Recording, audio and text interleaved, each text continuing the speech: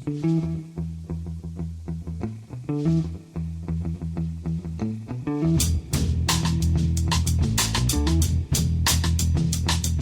and welcome to The Price of Football, the show that looks at the money behind the beautiful game with me, can't defend corners Kevin Day, and Liverpool University's can't score goals, Kieran Maguire. And Kieran, I can't believe I'm saying this, because we are two grown-up, intelligent men, but we've actually changed the time of our recording on Sunday morning because of a dog. Something's gone wrong in our world, Kieran, in which where Finley's actually pulling the strings. It's now the order is now producer Guy, Finley, you and me. Well, yes, he's had his walk, so he's looking suitably content. Although, as we speak, I can see a delivery van at the end of the road. So if they do pop up here, he will kick off. Well, let's say delivering wonky chomps, obviously.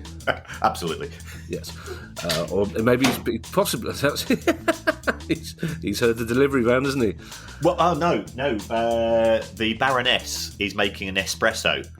And every time she makes an espresso, she gives him a wonky chomp. So given that dogs have this classic Pavlovian reaction to things, he's now wandered off for a mid-morning nibble. Oh, I see. And how was he with the naan bread you baked this morning in true Sussex style?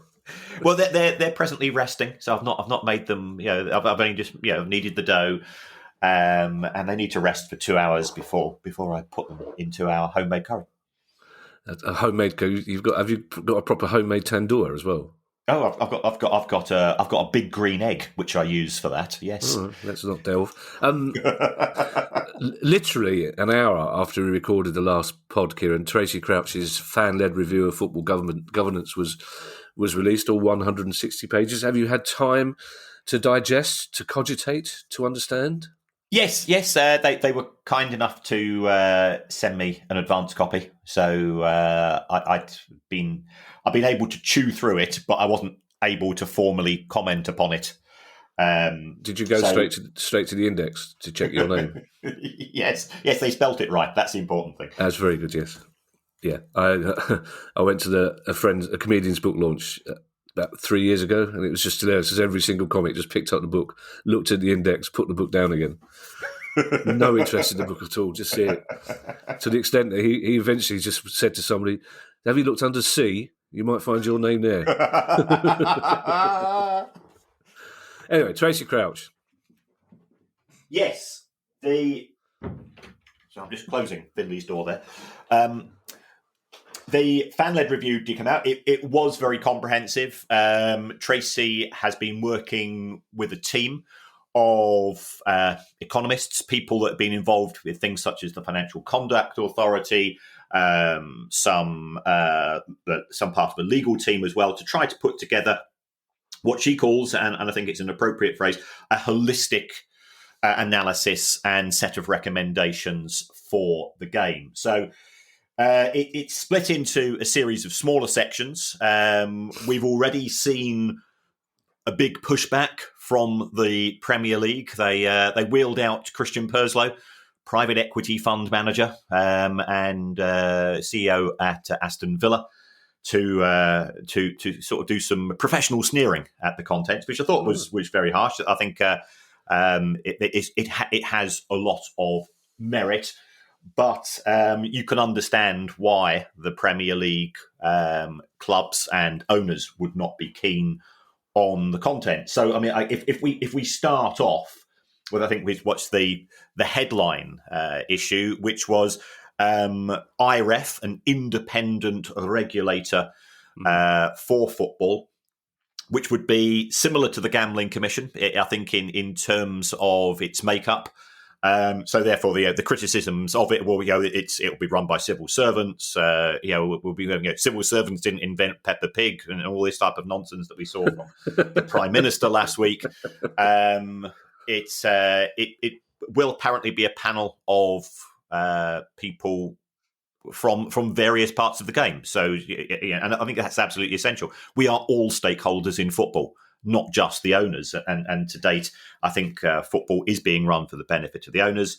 The independent regulator would have to have parliamentary backing, although the initial reaction from Nadine Dorres, who is effectively the Minister for Sport, which she was positive in respect of that. And clubs would be able to play football in the top 5 tiers of the English game on the back of being given a licence. And if you failed to comply with the conditions of the licence, you would lose it, and therefore potentially you could be kicked out of football. So there is a big stick. So I think that was the main issue which garnered the headlines. The criticism of, well, it's going to cost a lot of money. That it shouldn't cost a lot of money necessarily. Just take a look at Christian Purslow's salary at Aston Villa. I'm sure he earns every penny of his £1.5 million there, as do all the other chief executives who are on 7-figure sums as well. So this body will not be. I don't think it doesn't have to be expensively run, but also it's not a fix. Because we've got a gambling commission. Well, there's issues with gambling. We've got a regulator for water. We've got a regulator for the media in Ofcom. That doesn't mean that those industries are perfect. And we've got a water regulator which is absolutely useless. You just got to look at the amount of effluent that is being pumped into our rivers and seas around the country. So. It's interesting. I think it is progressive, but it is people. If people think football's problems are going to go, no more Macclesfields, no more Berries, no more Derby counties, I think that's very naive. I don't want to get into too much detail, Kieran, because we're hoping to get Tracy Crouch on in the next week or so, and we will have a special episode in which we analyse it in full. And I know people are still taking it in. I will say a couple of things. First of all, I actually know the woman who invented Peppa Pig. She's a friend of mine. Oh, wow. Cool. Yeah, she's retired now. I can imagine, yes. Basically, if you think producer guy's got money, my word. There are a couple of issues, though. Steve Parish, writing in the Sunday Times today or yesterday for you people listening, again, not happy at all with the idea of an independent regulator, which he referred to as government interference in the game. But also said he was hoping to see a tax on transfer profit, not transfer spend, which obviously is not in there. But in general, he was actually in favour of it and in favour of some of the things that give some power back to fans. This idea of a veto on changing badges, etc., etc. But again, all of it's sort of technical, Kieran, isn't it? Because we don't know how much of this is going to be taken on board or how long it will take for these things to come through. So as you say, at the moment, football isn't fixed, is it? But we'll talk to Tracy about how she hopes to fix it very shortly. Yeah, and I think Steve's comment has some merit. You get taxed on profits in other industries rather than revenues. So I think his is a valid observation. I don't agree with his view that this is government interference, because the whole point, one of the key things that comes from the report is that the regulator is independent of government. I don't want government interference in football because, let's face it, the way they run other things isn't necessarily a 100% success. So therefore, why should that be the case in terms of football? I've not seen Jacob Rees-Mogg do too many keepy-uppies at games, and that's fine. Each to their own. But the whole point about an independent regulator, it is independent from government. It has powers, but it is also sourced and uses people that can make common sense decisions for the benefit of the game as a whole, as opposed to individual clubs which are run on a self-interest basis. And we've said all along, self-interest is not a bad thing, but it doesn't mean that the global decisions come about of that which are for the benefit of the game as a whole. I hear Jacob Rees-Mogg is actually very good at the Eton Wall game. I imagine. I'm not entirely sure how the Eton Wall game works, but I hear he's very good at it. I believe that results in an Eton mess. I would pay good money to see Jacob Rees-Mogg do keepy-uppies on the pitch at half-time at Selhurst Park. Yes. and then catch the ball with his top hat. That would be a very pleasing image. I've met the man, very pleasant outwardly, and not when you talk to him. Luckily, I took an instant dislike to him, which saved me a bit of time. questions, Kieran. We have many, and they are quite comprehensive today. I think They are. you'd have liked these. It's a proper accountant's examiner paper coming up for you. And our first question comes from Dan Southall. And Dan says, I'm sure Kieran has explained this previously. Welcome to my world, Dan. I say lots of things and think to myself, I'm sure he has explained this previously. I'll try and pay attention this time. I'm sure Kieran has explained this previously, but I was wondering if you could break down the differences between Premier League and UEFA FFP, Financial Fair Play regulations, and contextualise them around my club, Wolves. Whilst at the time it was incredible to qualify for the Europa League in 2019, since then UEFA have been more interested in our finances, and I can't help but feel that qualifying has actually been detrimental to us as a club. Did we overachieve too soon, if such a thing exists? Is Dan right? Are UEFA casting a beady eye on Wolves since that European adventure? They are, and I think his observations actually carry some merit. Under UEFA rules, clubs are allowed to lose a maximum of €30 million over a 3-year period, and you cannot include the profits on stadium sales.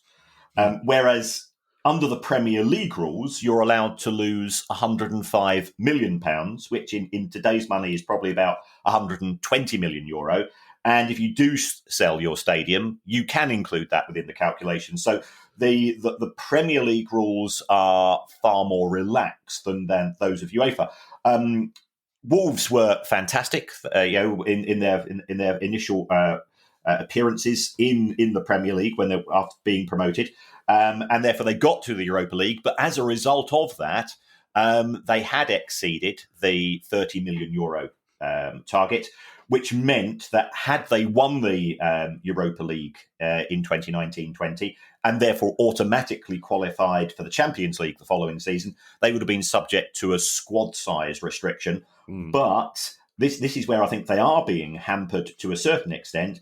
As part of their settlement with UEFA, that they agreed to commit to the UEFA limit for 2021-22, which is the present season. So whereas your club and my club, we both can, if our owners so decide, we can target, or rather we can go up to the £105 million limit.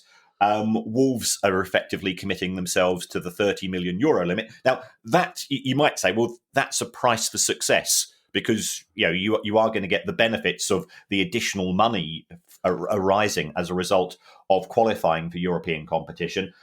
But it does hamper them to a slight extent as well. I'm sure Dan would like us to point out, because back in the day, in the 50s, Wolves were arguably the biggest club in Europe, weren't they? They were huge. Oh, they were fantastic, yeah. Yeah.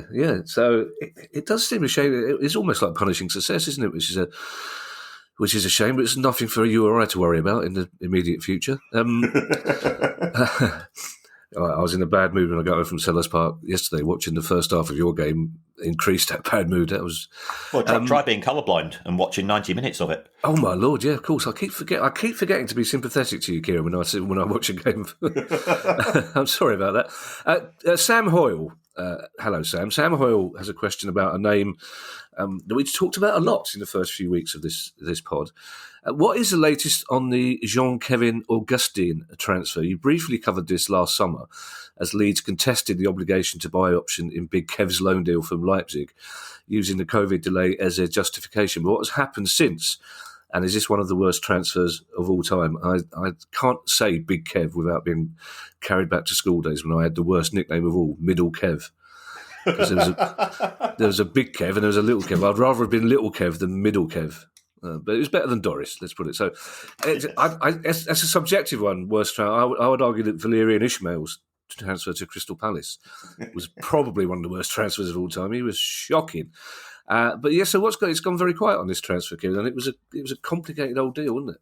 Yes. Now, for people not familiar with the issue, Jean-Kevin Augustin was played for RB Leipzig, and in the season that Leeds were promoted, he went on loan to Leeds with a view to there was an obligation to buy if Leeds were promoted. Now, Leeds were arguing that obligation to buy expired on the 30th of June Mm.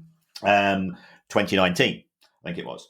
And because 2020, because the season was extended as a result of the initial absence of football and then Project restarted, Leeds were not formally promoted until July 2020. So Leeds have said, well, at the 30th of June, we had not been promoted and therefore we were not obliged to buy him for £20 million. I think it's fair to say that his contribution to Leeds' promotion run was modest, and he made relatively few appearances. Leeds therefore said, we're not signing him. RB Leipzig said, well, we're going to appeal to FIFA because we think you have to pay us £20 million. We don't want him. And FIFA ruled in favour of RB Leipzig. Now, Jean-Kevin Augustin is now on loan at Nantes. He's not scored a goal since 2018. Welcome to my world as a Brighton fan. And he, and we've also got to remember, we are talking about a young man here who we are talking as if he's a commodity. Yes. And Leeds and RB Leipzig are treating him wholly as a commodity. Yeah. So Leeds have appealed, is my understanding, in respect of the FIFA ruling. So it is now going to go to CAS, the Court for Arbitration for Sport. I think they are hoping to resolve the matter early in 2022. Our silver-tongued friends, as you can imagine, will be sharpening their knives and looking at their hourly rate charts with glee as they come to deal with this matter. So he's not a player of Leeds. He's not officially a player of RB Leipzig. I think Leeds have said we're not paying. We are going to appeal, and we will have to wait and see as to how this particular story develops. There is an element of Kieran. As you say, we're not lawyers. We are occasionally silver-tongued, but we're not lawyers.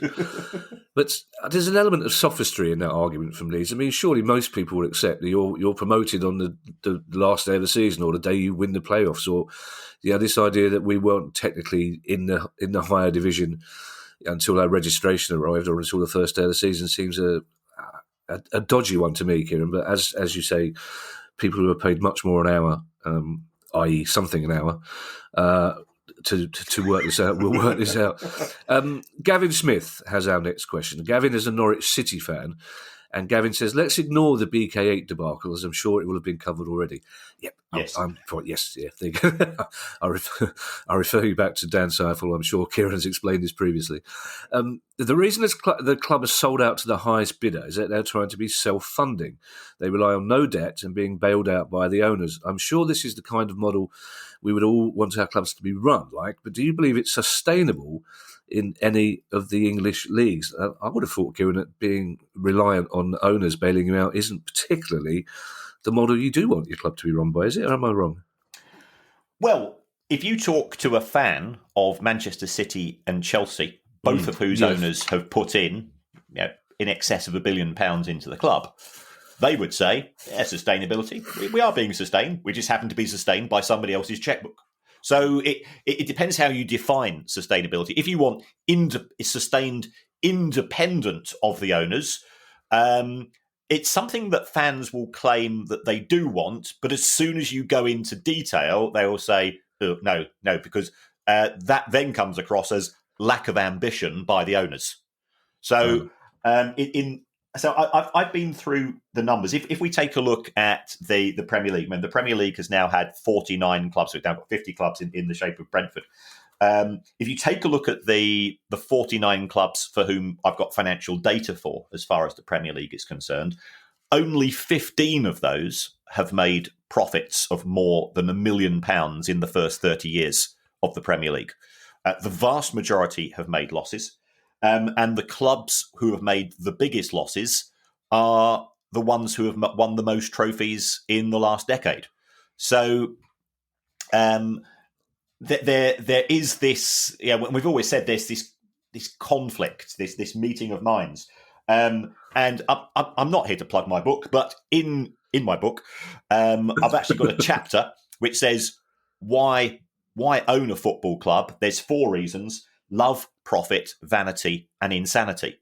And if you're going down the sustainable route, I think you're coming it from the point of view of love, that you want. We've got friends like Andy Holt. We know the Palioses at Tranmere. They are running their clubs with a view to broadly trying to keep them on a break-even model, and the fans have bought into that because there's been fantastic communication between the clubs and the fan base. Where that doesn't happen, you get conflicts between owners and fan bases, and it's very, very difficult. If we take a look at the sustainable model, I would say Spurs have a really good sustainable model, but look at their trophy cabinet. Yeah, We've got Burnley, who have got a sustainable model in the Premier League. They run a really tight ship. Are they going to win anything? No, we know what we're going to get from Burnley week in, week out. Extremely well drilled side, with a particular pattern of play, which some people like and some people are less complimentary about. So that's the problem. That football ultimately is a talent business, and the best talent is very expensive, and it's very difficult to recruit the best talent and be sustainable. that's interesting. So, in a way, our empty trophy cabinets are a good thing, is what you're saying. Yes, because having an empty trophy cabinet, but having the knowledge that Crystal Palace are still going to be around in 5 years' time is actually quite a good thought. Because you don't support Crystal Palace for trophies, do you? Yeah, if you were just interested in trophies, you'd abandon them years ago. You and I have both had this same discussion. We've been supporting our clubs for more than 50 years, and it's because we've got relationships with other fans. It's a day at football is a day out on which the football is the 90 minutes upon which we justify going to that pub, talking to your mates, the same bollocks, the same stories, the same reminiscences of away trips, the same chats about bands who were in fashion 30 years ago, and so on. And that's actually very good for us as elderly men, and I think we do now both qualify as that. I think it's very good in terms of community, bringing people together, and so on. But it ain't going to win trophies by supporting our clubs. But I could, I lived in Manchester for 40 years. The thought of supporting another club is just, it just doesn't enter your head. Yeah. Funny enough, we spent most of the time in the pub yesterday reminiscing about how good the funeral was and arguing about who got the most drunk, which I think Dad would have liked. Scott Rees has a very simple question, and it's one, even though for my attention span, I'm fairly certain we haven't actually covered. Scott says the likes of Liverpool and Man United are massive clubs. Clubs like Newcastle and Sunderland are big clubs. On the pod, you even make reference to Sheffield Wednesday and Derby being big clubs. My question is, what makes a big club a big club? Is it simply how much revenue they generate, how many fans they have domestically, or how many followers they have on social media, or other stuff? It's a good question, isn't it, Kieran? I think it's an absolutely brilliant question for which there is no definitive answer. But I think he has raised some. For me, it's I always think that those clubs when I was growing up who regularly were able to host FA Cup semi-finals. So that's, for me, Sheffield Wednesday's a big club because we used to have FA Cup semi-finals there. It's the same with Aston Villa. It used to be Villa Park, Old Trafford, Main Road, Goodison. So that was a contributory factor. I then sort of said, does winning the Premier League make you a big club? But no disrespect, I think they're. I've been there many good occasions. There, Blackburn ain't a big club. Yeah, fair point. Leicester aren't a big club, and I don't know why. In terms of Derby, I think Derby have had some. Derby had Clough, and that's Derby are and they're probably not a big club anymore, but they are still as part of our culture, you and I, we remember Derby's success in the early Yeah. 70s under Clough and Taylor, and in those days, you were always proud and supported the English team which got into the European Cup because they were representing England, in my opinion. Whereas now they are representing hedge funds, overseas owners, oligarchs, and so on. And you don't have that same, I think, sense of national attachment. So that's my view. It's in terms of what do the media consider to be a big club? It's simply clicks and viewing figures. Yeah. Yeah, true. My dad had very strict criteria on supporting other teams in different competitions. He would always, if Palace weren't involved, as they never were, obviously, he would always support the London team, not Watford, and it stopped there. That was it. If you'd say to him, you supporting Man United in this, he'd go, no, Paris is closer to me than Manchester. That's a fair point. Yeah, no, but it's good to have criteria. It's good to have strict limits. He would support a London team, not Watford, but that was it. Now, this question, Kieran, comes from Dominic Canane. I presume it's Canane, Dominic. My apologies if it's not. Dominic Canane has a question that I had to read several times, Kieran, and to be honest, I'm still not quite sure about it, but it's an important one, and it's about a club we just mentioned as being sustainable. Dominic says that his dad, obviously had a few shares in Spurs, which were bequeathed to me after his death a few years ago. The shares are no longer listed on the stock exchange as Daniel Levy delisted them in 2012, citing that the AIM listing was restricting the club in gaining access to increased funding for the new stadium. The shares are now listed on something called Signal Shares, which was previously called Asset Match. My question is thus, knowing what we now know about Spurs' financial borrowing to finance the stadium, does Daniel Levy's original reason for delisting the shares ring true? And if not, as I'm aware that listed companies are able to borrow funds for capital investment projects, what other reasons could be behind this original delisting of the shares? This is exactly the sort of question producer guy had in mind when he sidled up to me and said, I want to do a financial football podcast. And I went, good luck with that. Yeah, well, I think Daniel Levy's stated justification for delisting Spurs from the AIM market is best filed under the word bollocks. Okay. Because as Dominic points out, listed companies can raise money. Manchester United is a listed company. It's got £500 million worth of debt. That's a complete non-issue. It had that £500 million of debt when it decided to become listed. So that's simply garbage.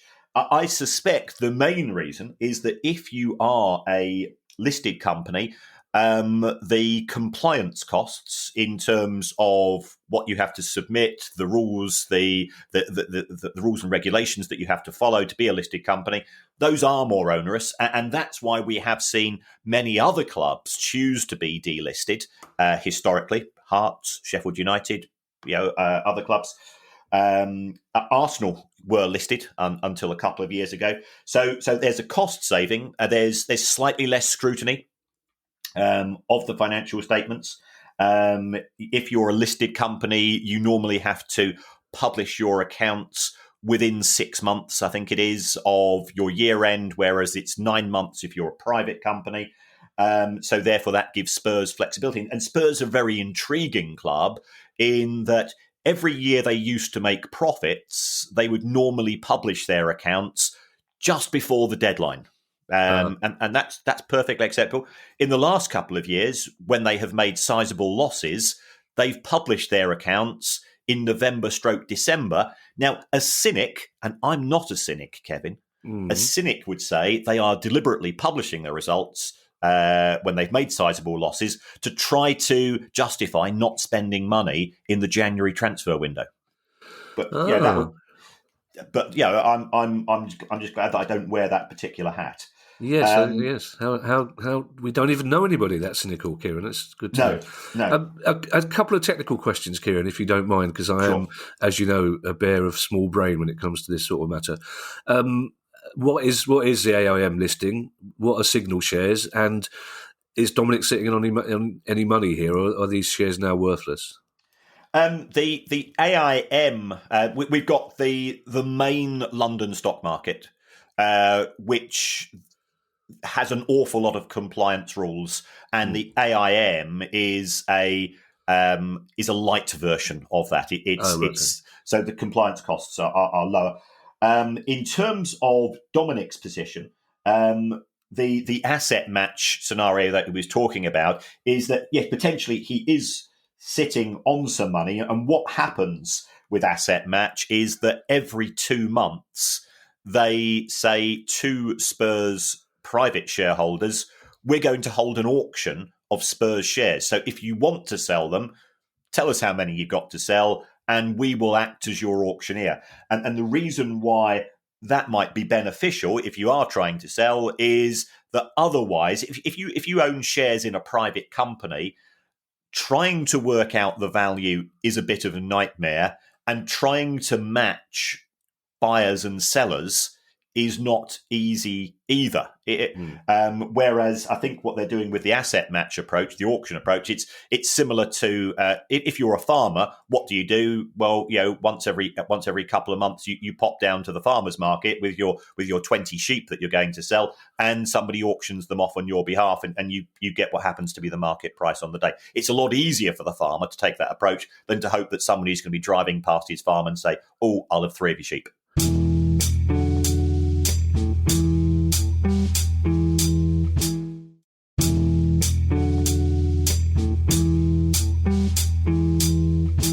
Kieran, what sort of farmers markets are you going to? We have the odd farmers market here in London, and you can buy a lamb chop. No one's turning up to the farmers market on Streatham Green hoping to buy a sheep, Kieran. Well, I remember my family have got a farm in Tipperary, so of course, yes.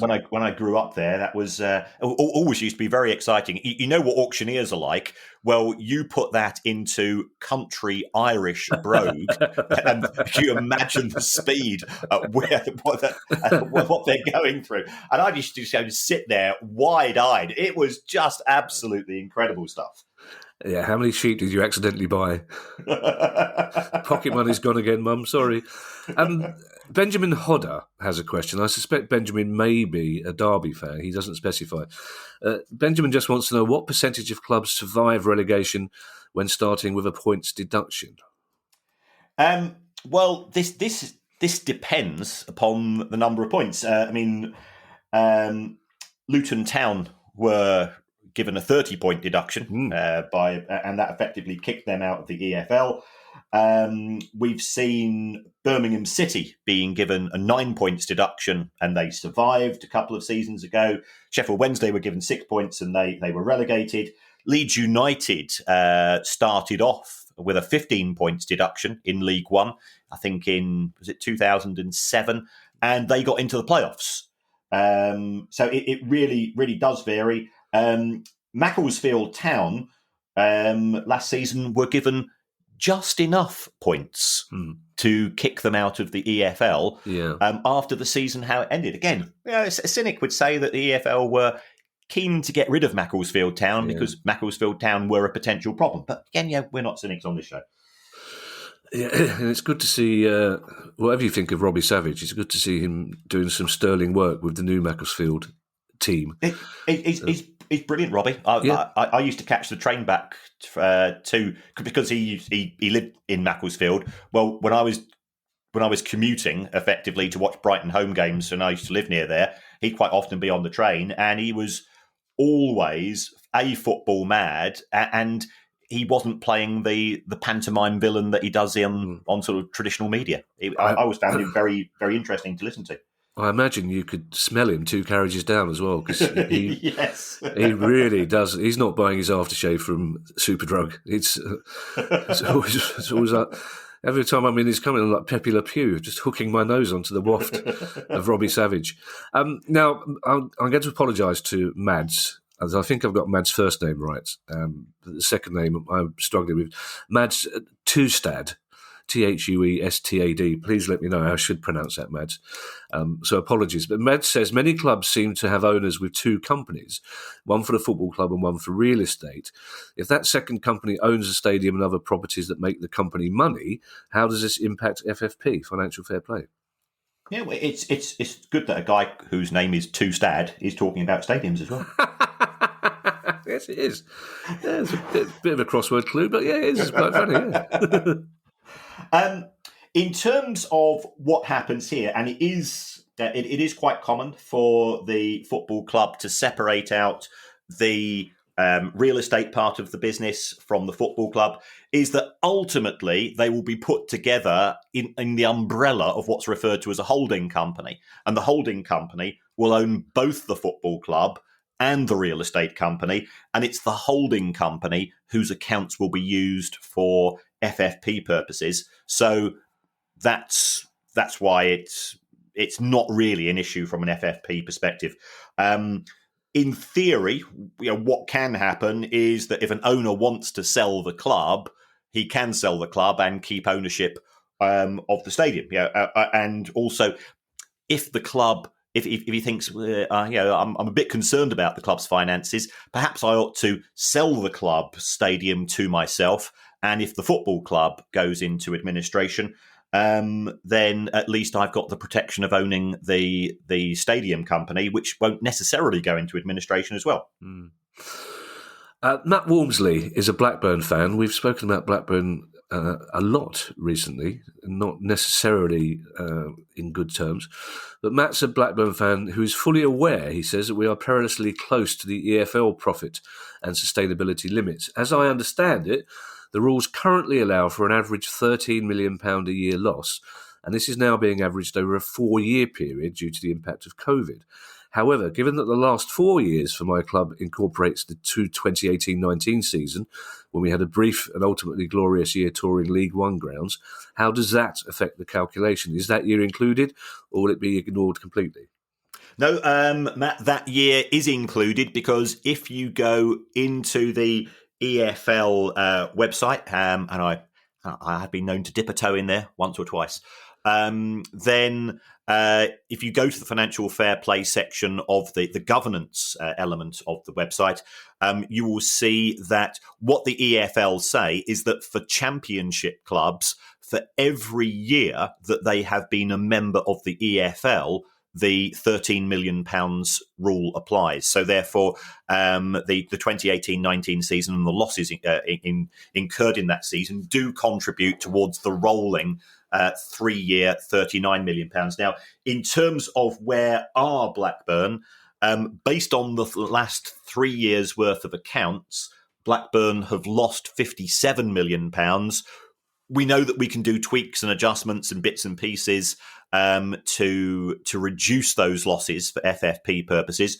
But I think Matt is absolutely correct that they are pretty close to the limit. So that's why we've seen some fairly modest spending by Blackburn and one or two players potentially leaving the club. I mean, Alan Armstrong was sold, for example. Yes, he was, and he was much talked about, wasn't he? And a lot of Yes. clubs were after him. David Holliday has a question that has raised itself before, but I think is always worth asking again. David says, I was just wondering how exchange rates work with transfer payments, especially with increasing number of transfers set to be paid in instalments over several years. For instance, in August 2019, the euro is essentially the same value as the pound. However, recently the rate is almost £1 to €1.19. This may not seem like much, but for a transfer of £50 million, this equates to a difference of almost £10 million. Is it just market luck, or do clubs set up transfer payments to reflect currency swings? Well, what some clubs do is they do what's referred to as hedging. So if you know that you're going to be paying 3 instalments of a transfer, what you can do is that you can set up an option to buy currencies at fixed rates at future dates, and that hedges or minimises the amount of risk. When it comes to transfers, the price is usually set by the selling company. If you think about it, if you're Palace and somebody comes in and tries to buy one of your players, Steve Parish says, well, I'm selling him for 30 million quid because I have to go and pay my wages in sterling. Now, whether that club is based in the UK or France or Russia or China, Steve Parish wants 30 million quid. Yeah. So therefore, the financial risk tends to be borne by the buyer. Similarly, if you're a Premier League club and you're buying a player from overseas, here you can have currency gains and losses. If you take a look at the Manchester United accounts, for example, and I don't recommend doing this unless you really are a nerd, you will see because they are listed in the US and they have borrowed money mainly in dollars, the value of their loans goes up or down each year because they publish their accounts in sterling. So currency risk can be mitigated through what's referred to as hedging, and you would simply set out a series of options or forward contracts to mitigate your currency losses. Well, talking of accounts, Kieran, Ben Andrew has a very simple question, but again, it's one of those questions that we probably haven't answered fully, and it's about a subject very close to your heart, because Ben Andrew says, what is the advantage to clubs that don't publish their accounts? If they took place 1 or 2 years ago, then the profit or loss has already taken place. So what does delaying the publishing of them gain? Well, it gains you for a short period of time an extra layer of privacy. We had the Luton Town chief executive, Gary Sweet, on the show couple of years ago now, and this was actually a question I asked to him at the time, and he said, "Look, we're Luton Town. We are looking for as many marginal gains as possible, and if by showing more cut down versions of accounts or delaying the accounts right until the last minute, that means that there is less information which is held by our competitors. That could be useful to us." If we're going into a transfer negotiation, especially in the January window. And that's why we see so few clubs publishing their accounts before January, because they don't want to give the game away. But if other clubs know how much money they have made or lost, therefore in their heads, what they will do, they will find, they will either have a spreadsheet nerd or they will email a spreadsheet nerd and say, any chance you could calculate the rough FFP position of this club? And it's amazing the emails you get from people on that basis. Going back to what I've just been saying about Spurs, why is it that Spurs are now decided to publish their accounts earlier? Have they become the good guys of football, or is this a bit of soft signalling to the fan base? Look, guys, we just lost 80 million quid this year. You can't expect us to go splashing the cash in the January window. Now, our last question, Kieran, begins with another name apology. The question is from Deji Fasahun, and I imagine I made a complete rickets of that, Deji Fasahun. But if you can let us know how you pronounce these things, every now and again, just put it in brackets phonetically, so I sound grown up and mature, which is a tautology, of course. Deji is from Nigeria, and he says, "I am one of your silver-tongued friends." Now, apart from the Premier League and other European leagues, which country has a profitable league which we here in Nigeria could emulate to grow our league in revenue and other aspects? For instance, would you advise we mirror the MLS or A-League or maybe even the J-League operations in Japan? Can you state which of these leagues is actually the most profitable? Also, can you please state the average amount of money FIFA gives the Nigerian FA each year, if they do, as this information is not made readily available to us? Right.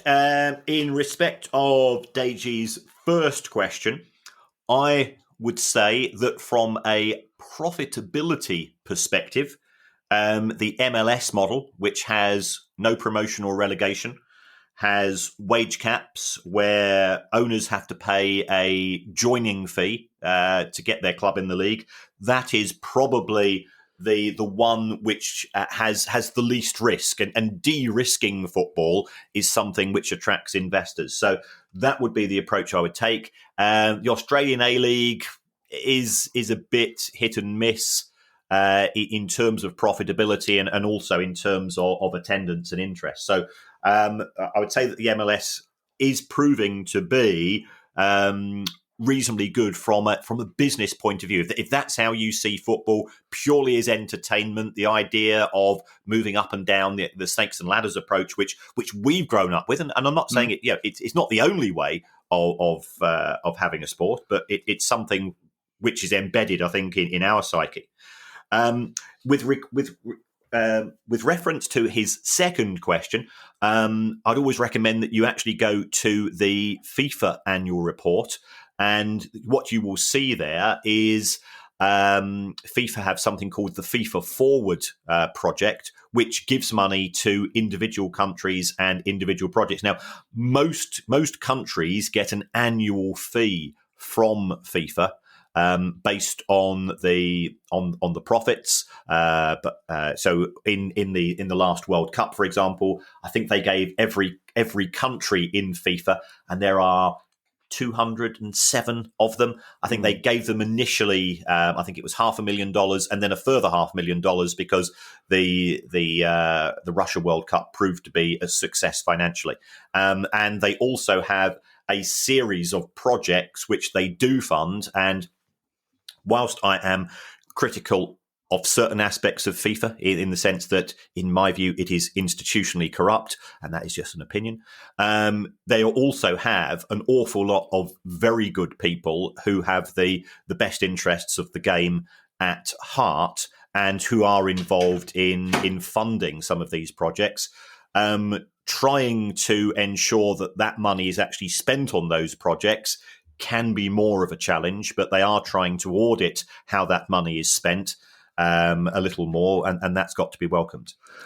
We've already ascertained, Kieran, that you're not a cynic. Imagine what you'd think of FIFA if you were a cynic, Kieran. It's funny. Nigeria is one of those many countries where we always enjoy watching the national team and seeing what new kit they're going to come up with, but we know nothing about the actual league football in those countries. But and the Nigerian FA for some years have sort of followed the Brazil Harlem Globetrotters approach, haven't they? And sending the national team out around the world, especially to places. I remember they played at Fulham a couple of years ago, especially to places with a large African Nigerian population. I presume that's a successful model for them, Kieran, is it? Yes. To effectively say to a hosting club, we can make you money and we can make ourselves money, is a model which works. And as you say, the Nigerian kits have been one of the most fantastic kits in most recent World Cups. And I think they are the personification of cool when it comes to football. Absolutely, and that's always a good note to end on, isn't it, Kieran? I thought at one stage we would become the personification of cool, Kieran, but it turns out doing a football finance podcast is not the most direct route towards coolness. Thank you to everybody who listens to our pod, cool or otherwise, and thank you to everyone who's made a donation to the pod via our Patreon site. If you'd like to make a small monthly contribution to our always free-to-air podcast, then please go to patreon.com/priceoffootball. And if you have a question you'd like answered on the show, email us at questions@priceoffootball.com. And in the meantime, I shall hand you over to Mr. Kieran Maguire for his customary farewell. Well, once again, folks, thanks for the feedback on a variety of means. So we've had emails from people. When we make mistakes, you're very quick to point things out to us on social media, and we welcome that because we all you learn through your mistakes.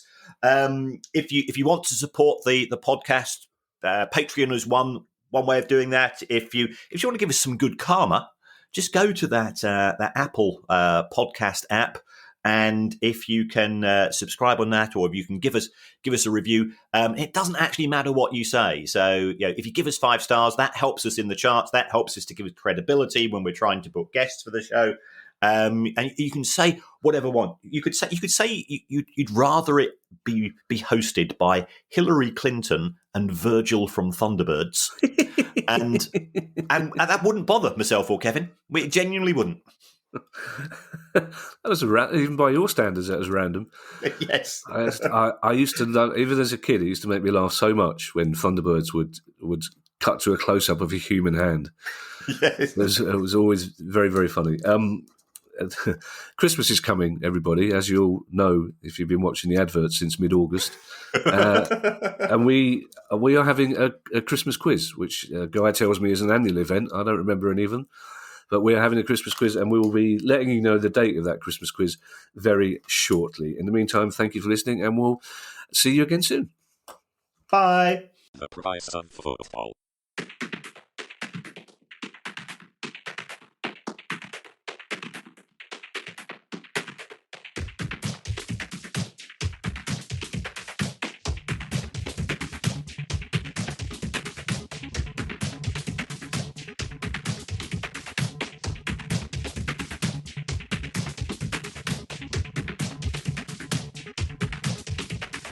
The price of football.